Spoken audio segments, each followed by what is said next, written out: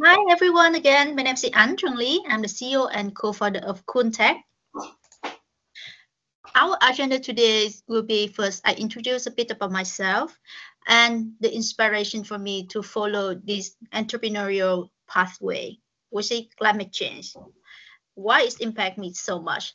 And I will talk about the CCUS, which is my current industry field, and is it the answer for the climate change? And lastly, I will talk about the challenges on my way of building a climate tech startup and how I deal with it.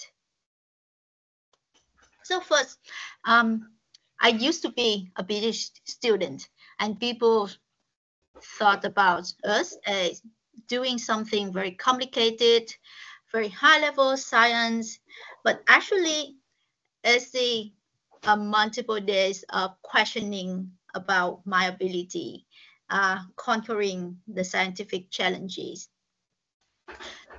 But still, I really love doing science. But I also realize there's pressure for scientists nowadays. In the time of Einstein, a scientist may do 1 or 2 innovations in their entire life, but those innovations can make a great impact. But with today's academic words, there's pressure on publish or perish. The scientists have to publish as many as possible publication, or the name will go into void.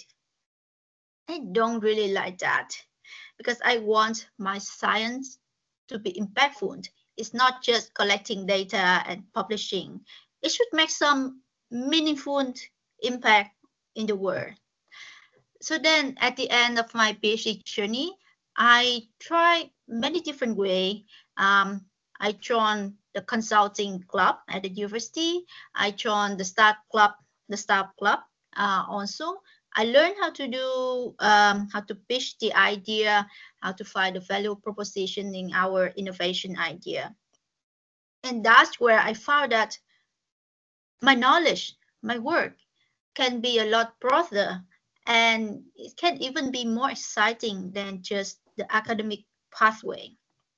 And that's where I transitioned from a scientist into an entrepreneur. Thinking about what kind of innovation I should invest my time and my efforts in, I have thought a lot about it, and it's definitely the climate change, which is one of the biggest challenges in our modern time. In the picture here on the left side is the Mekong Delta, and my city is somewhere here.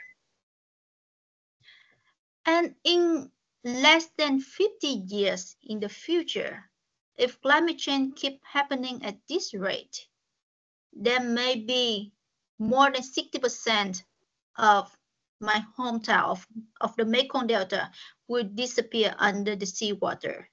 That means that maybe in just 1 or 2 generations after me, my children may not have a chance to come back to visit and to see where I grew up. That's hurtful. And you can see from here, in just about 50 years, the temperature on Earth has increased by at least 1.1 degrees Celsius. And if we don't do anything, the temperature can even rise to 4 degrees by the end of the 21st century.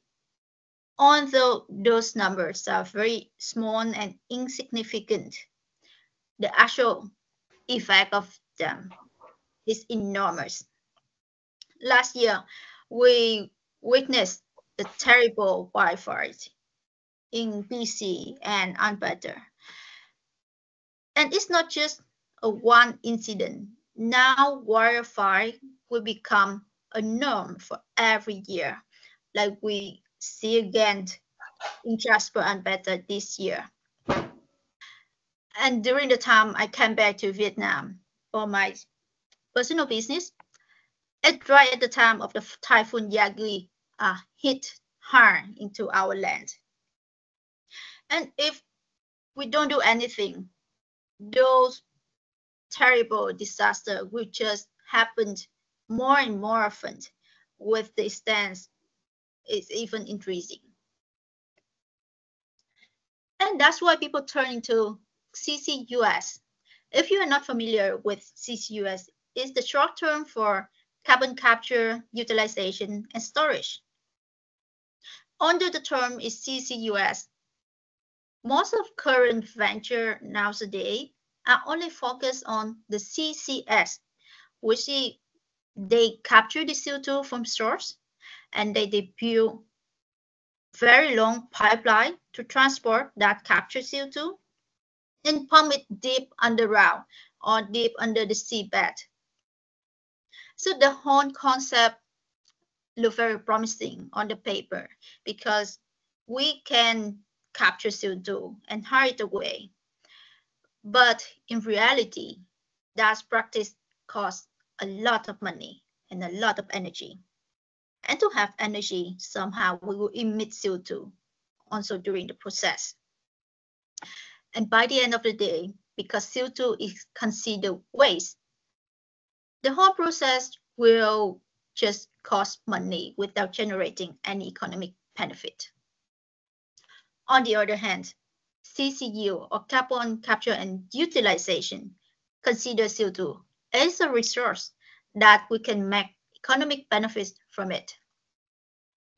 There are three ways CCU is currently employed, which is carbon recycling, enhanced oil recovery, and direct application. Among the three, only enhanced oil recovery and direct application is the most majority application right now. With enhanced oil recovery, people use the captured CO2 to pump it into the oil mining to increase the amount of oil people can recover. And the more oil we make, there's just more emission we will create. With the direct applications, people use CO2 in food industry, for example, in beverage, soft drink. People pump to the greenhouse to increase the amount of CO2 consumed by plants, by trees. People can also use CO2 as dry ice or fire suppression.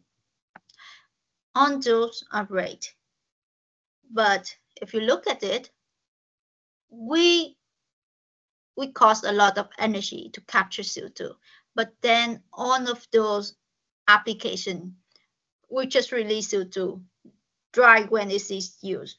When we open and drink a Coke, CO2 will evaporate out back to the atmosphere. When you use dry ice, also CO2 will also evaporate. So in our visions, carbon recycling is the most sustainable way to deal with CO2. With carbon recycling, we try to convert the captured CO2 into useful chemicals, materials, minerals, or even fuels. However, there are still many challenges in the CCU world because most of current carbon utilization technologies still need to use pure CO2, which means people have to install a CCS system to capture CO2 and purify it, and that's a very energy intensive. Most of products made from CCUs, made from CO2, are still more expensive than the products made from petrochemicals. So that's why it may need green premium to be commercialized. And with the inconsistent policy, we don't know, and different policy across different regions. There's some region with carbon tax, some region without carbon tax. This year we have the carbon tax. We don't know if next year we'll still have carbon tax or not. And also with the carbon credit. So that's also both challenges to people working on climate tech. And finally, one of the big problems we are seeing as a startup industry is that most of investors, government funding, people are looking for a silver bullet solution. that can solve gigatons of CO2 emissions. How can a single solution solve billions tons of CO2? Is that really realistic approach?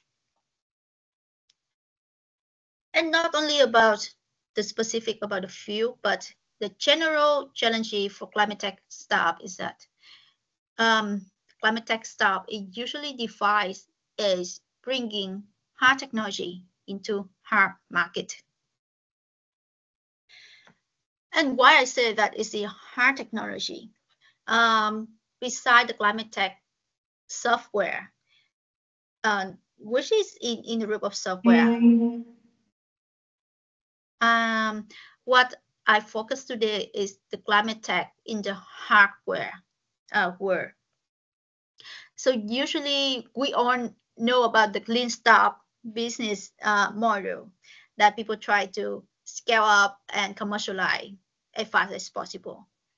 But for a clean climate tech startup cycle, it may take months or even years to bring out a product.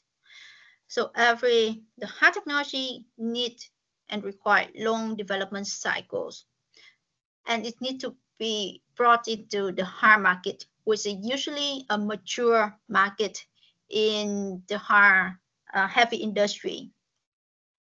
So people in those markets are very resistant to innovations because every single mistake in the development of the technology may cost a lot of money to them. So they have very high risk if they implement a new solution. So every sales cycle would be very long in the providing the proof and convincing people to believe in the technology. And together with the green premium, the policy, the whole market is just unpredictable. And come back to our solutions. Cleantech specializes in developing a technology called electrochemical CO2 reduction, or ECR. Basically, we try to capture CO2 directly from emission source, combine it with water, and using electricity to turn that into oxygen and a hydrocarbon product, which can be formic acid, formate, ethylene, or syngas. And for Earth, CO2 should be considered as a resource. Our philosophy is that most of the things we use nowadays are made from hydrocarbons, oxygen, nitrogen. All of those are already available in the air. So if we can really take advantage of those elements to make the thing we are making today, actually a lot of things we are making today from petrochemical, now we can make it from the air. That seems very, very futuristic and science fiction, but actually we are in the way to make it reality. And to oppose the concept of using one single silver bullet solution to combat with climate change, Cleantech, on the other hand, we believe that our world needs a lot of different small solutions to solve together the big problems. A solution can solve some million tons of CO2, and together, if we have thousands of that, we can totally solve the gigaton of CO2 emission today. As I said, my journey is coming from a PhD student and a postdoc. So I started my journey from the academic world in the university, and I take great advantage of that. To move from the postdoc, I joined the university incubator to equip myself with a lot of new knowledge in entrepreneurship. And then from the incubator, I moved to the accelerator programs. On the way of doing the accelerator, I got a lot of connections to find people who are willing to provide us with the facility, with the testing equipment, so that we can prove the proof of concept of our technology. Cleantech is still on the way of its development. Our current step is connecting with the more possible industrial investor, like the VC, angel investor, corporate ventures, and hopefully we will find an industrial partners and customer. As I said, I started with Queen's University Incubator, which is the Dunning-Dashbande Queen's Innovation Center, and then Altitude Accelerator is one of the first accelerator I participated. I also participated in the Foresight Canada event, which focused on climate tech startup, and then Venture for Climate Tech, which is an accelerator in the US, where we think that we can also make our way to the US market.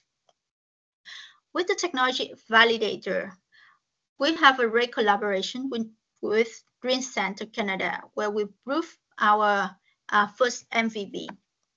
We also have good relationship with KPM and Reaction Hub, where we can later demonstrate our technology at a larger scale. And I would say that funding is only important for climate tech stuff, because our innovations require large amount of capital. You can always find help, and there's nowadays more funding. So right now, Cleantech is focusing on non-dilutive funding. So I would introduce you to some of very familiar ones like MyTech, FedDev Ontario's, RSC IRAP, Elevate IP with the intellectual properties. So please bear with me. This could be the last slide. As I said, I have joined from University Incubator and Accelerator, and I found that this journey can be very stressful. So surround yourself with people who live you, who will support you. Altitude has been a great support to us with many connections and the mentors that we still learn from today. Besides, sometimes it may be very hard to get the answer from big companies. And you may focus and you may look at a lot of other companies as your competitor. What I learned from my journey is that maybe we should look more deeply into the value chains. Maybe some companies are not our competitor, but we can collaborate with them to bring on more value. And actually, when I join different cohorts, I also connect with other founders. And sometimes the collaboration between startups can also bring on the value. With the tech development roadmap, funding is very important, but it's not only about funding, but it's also the skill set we needed for the development and the deployment of the technology. So later on, we used to be a skillful scientist in the lab, but then with bringing the technology into the industry, we need people with industrial skill sets also, and people, and with running a business. I also learned from people doing marketing, sales, financing. So a lot of skill you have to learn, and a lot of skill you have to obtain from other people's. With the commercial strategy, this would be critical. And sometimes your first market can be different from the long-term goal. With the clean startup strategy, people try to bring the products as soon as possible. But with hard tech and climate tech, if you bring in a product that's not perfect yet, that's actually very risky and very dangerous because it can damage your reputation. Because as I said, every innovation applied to a mature industry, mature market can bring a lot of risk. So you should start with a product that you are most confident. And then from that, you can learn from it and then explore other products you can do in the longer term. And finally, as a founder, many times I found that it's very stressful, very frustrated. But take a deep breath, find yourself around people who support you, and save your energy and of course, you have to be healthy because you should consider it as a marathon. And because it's hopefully a marathon, every sales cycle can take years. Hopefully, I will have you support me, and I will support everyone in the journey.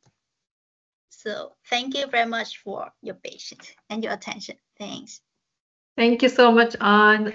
It's just inspiring to listen to your journey. And this is a interest area for me as well. I did my master's project in CCUS. So I really like what you're doing for our planet, for our society. And you're a very resilient entrepreneur. I'm really impressed at how you found opportunities for yourself with different incubators, accelerators, just to hit different milestones. And you might not know, but getting an RCI wrap, Elevate, my tax, it's difficult. You state as like, oh yeah, these are some of the resources. These are very competitive programs, and it's really tough to reach the last stage. You have to be really patient and really strategic. So I would like to hear more about that. But before that, we have few questions in the chat. I'll go with the first one by Sanjay. How old is Cleantech, please? So he wants to know when was it founded? Cleantech was founded in December 2022, so we're less than 2 years on. Okay. I'll say I may have missed this. Have you built the commercial size of the equipment? Are there approval required from regulators for manufacturing this equipment? Good question, Aste. Yeah, thank you very much for your questions. Yeah, we are not yet at the commercial stage yet. Usually for chemical technology, people starting at very small scale, like gram scale, and then at the kilogram scale, we will be able to determine the techno-economics of the solution of the whole process, and also can evaluate the life cycle assessment, so the impact on the environment. And then after the kilogram scale, it would be the ton scale, where we start to be able to collaborate or testing at industrial side. So right now, Cleantech had just finished the kilogram scale, and we are in the step of scaling up to the ton scale. And we are looking for people who are willing to test our facility, our equipment. Excellent. May I ask another question or? Yeah, go ahead. Go ahead. Okay, Everyone, please unmute yourself and ask your questions. Thank you so much, both Rutuja and sorry, I messaged you because I was trying to get hold of the link, and I'm glad I'm here. I missed the first part, but that's why I'm asking the question. So the kilogram stage, you did it at university, or like were you able to do it in industry as well? With the kilogram scale, we were able to develop it at the university, but we had to test it at Green Center, Canada, because right now some safety may be concerned at the university level because we will need higher electricity voltage. So the facility at university is not enough for that. So we have to collaborate or And that's why we got funding. We applied for funding to do some testing service at Green Center Canada. Oh, I see. And the Green Center Canada is part of the government of Canada. Is that what it is? It's a non-for-profit organization that they, I believe that they receive funding from government to do the service, mainly technology development or testing validation for chemical technology companies. I see. And just one last question. So the core of the technology is basically taking input of air, which include the carbon dioxide, and do an electrolysis. And then once you do the electrolysis, then what do you do? You can imagine it's like a tree that takes in CO2 and water and turn that into oxygen and a hydrocarbon. We are not able to make sugar, of course. Otherwise, we would solve climate change already. But we are able to make other hydrocarbon chemicals like formic acid, formate, ethylene or syngas. So it's go through electrochemical reactions driven by electricity. Okay. Perfect. Thank you so much. You're welcome. Yeah, those products which you mentioned, those goes in different industry, especially the chemical industry. And I remember the first conversation, you were making desiccants as well. So Yeah, was that right. your first Yes. stage? Yeah, I mean, if it seems like it's going through different, and desiccants would be perfect because it's used in pharma, it's used in food, and used in many places. And at a large scale, it will be used in manufacturing facilities, not just at the consumer level. Yeah. Oh, now I regret that I removed that slide about desiccants. Yeah, that was our first conversation with Anne last year. Yeah, so formic acid and formate can be used in construction industry, like an additive in the cement. It's also an additive for animal feed to stimulate the digestive health of animals. It can also be used as the icing agent at the airport runway. And with Cleantech, we because my co-founders, he used to establish, he co-founded a previous companies in the desiccant industry. So he was able to use formate that we make from CO2 and combine with agriculture waste to make desiccant. Impressive. I think unfortunately when we pitched about the desiccant concept, it didn't catch a lot of attention compared to when we pitched about making chemicals from CO2 emission and from air. But I'm glad that there's someone in the audience that are interested in desiccant. Perfect. If I can jump in now, let me introduce myself. My name is Harry Kim. I'm one of the advisors for Altitude Accelerator program. And my specialty is Cleantech, having been in the environmental business for 25 years. I'm not going to have you repeat the technology, but I'm a little bit cloudy on what the technology is, but we can offline that one. Question number one, have you presented this to Altitude in the past? If you did, I probably missed that. Question number two is, are you currently in fundraising? Are you looking for investors? And question number three is okay, go ahead. Answer those two. Yeah, I pitched about the idea of the electrochemical CO2 reduction at Altitude. I think last year, right, Rutuya? It was November 2023. Yes. So last year. I don't believe that I met you at the event, Harold. No, I wasn't there. Mm-hmm. I would have remembered you being in the Cleantech space. The second question, we are not actively fundraising right now.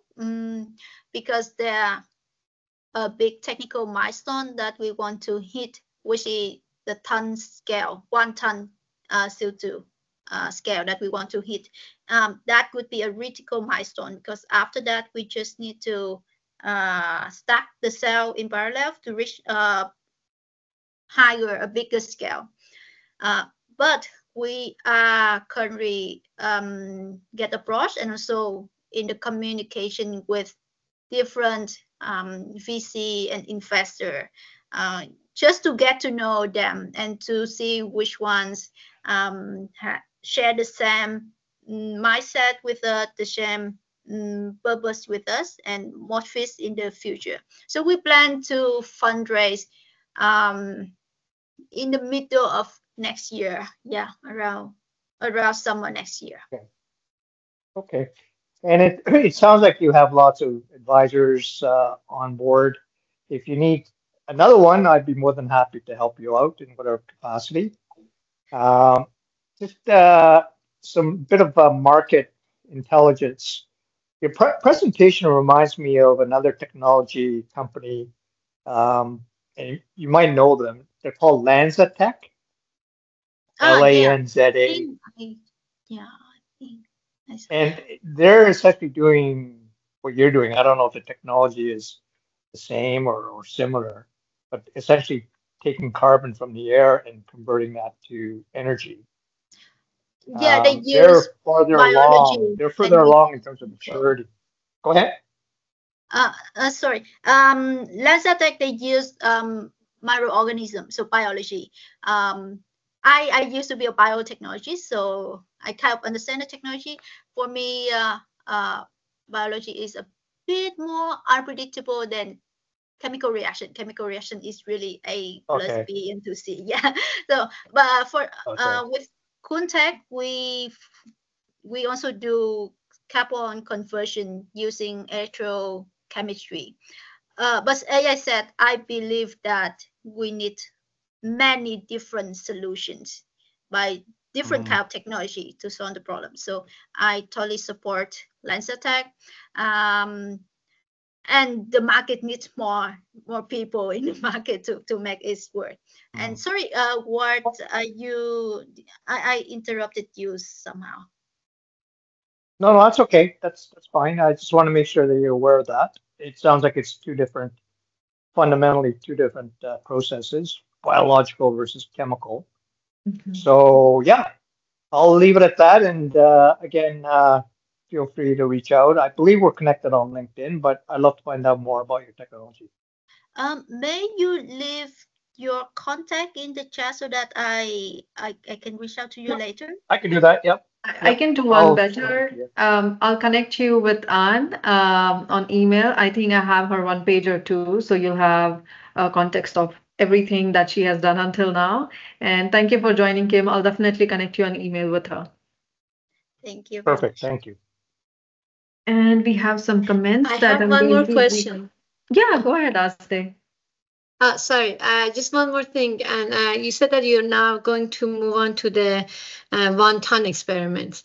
For that, you said you were looking for companies to take on that experiment. Have you reached out? The reason why I'm bringing this up is because in my previous company, Sanofi, they Pasteur, they're at Dufferin and Steels. So they were very big on being a self-sustaining company and reducing their carbon footprint. And so much so that we had a plans to create our own electricity, to be off the grid if possible from the hydro one and whatnot. So, and I know that they always have these initiatives. So I wonder if you ever want, if that would be something of interest to you, to reach out to them and say, hey, we are doing this. I would like to do this experiment, because they always look for ways to reduce their carbon footprint. Is this something that you are looking for, like as in the people who do the experiment with for the 1 ton experiment, or no, you are looking for a specific type of client? Right now we have some target markets like cement companies or energy companies because they have a lot of emissions. But we are definitely open to any companies or industry who are willing to test our technology. So if you have the contact or you think that they may be interested in us, please drop me a message and we will look into their business strategy and to see if we can be a value addition to them. And I may reach out. Sounds good. Thank you. Thanks, Ann. Okay, I believe those were all the questions and some of the amazing comments that you're getting. That was fantastic. You are incredible, you are making such an incredible impact, complete powerhouse. Nice job with the presentation. And Harold has also left his email over there. So I'll definitely connect you too. Thank you so much, Anne, for taking time out to do this presentation. And if you still have any more questions, please reach out to Anne on LinkedIn, or you can connect with me if you have any more questions related to altitude. Thank you very much for coordinating this session. Thank you a lot for Tuya and Altitude. And I really appreciate on your questions and also your input for me because we needed it. Thank you. Yes. Good job, Anna. Thank you. Thank you. Have a good one, everyone.